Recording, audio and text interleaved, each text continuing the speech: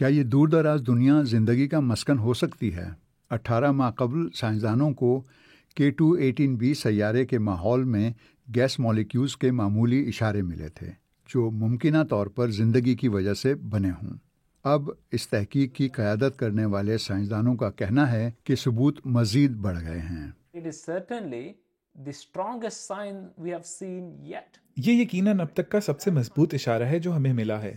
تو میں حقیقت پسندانہ طور پر یہ کہہ سکتا ہوں کہ ہم 1-2 سالوں کے اندر اس سگنل کی تصدیق کر سکیں گے۔ اگر وہاں آپ کو زندگی کے آثار مل جاتے ہیں تو یہ دوسرے سیاروں پر زندگی کے امکانات کے بارے میں کیا کہے گا؟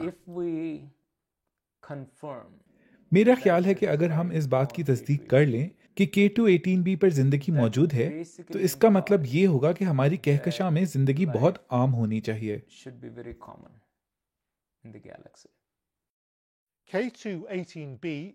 زمین سے 2.5 گنا بڑا اور 1.25 بلین کلومیٹر زمین سے دور واقع ہے۔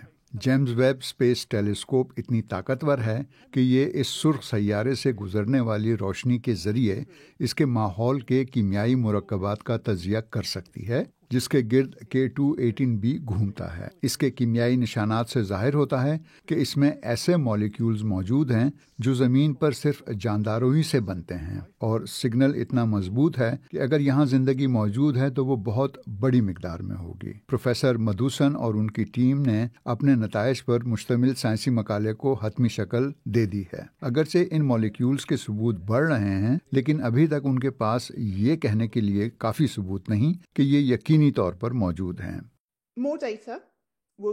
مزید ڈیٹا ہمیں اس سیارے کے بارے میں مزید روشنی فراہم کرے گا جس سے ہمیں اس مخصوص کیمیکل کی موجودگی کا زیادہ اعتماد ہوگا، لیکن مکمل معلومات کے ساتھ بھی آپ یہ نہیں کہہ سکتے کہ یہ ضرور ہی زندگی سے بنا ہے، کیونکہ کائنات میں بہت سی انوکھی چیزیں ہوتی ہیں اور ہم نہیں جانتے کہ اس سیارے پر اور کون سی جیو فزیکل سرگرمیاں چل رہی ہوں گی۔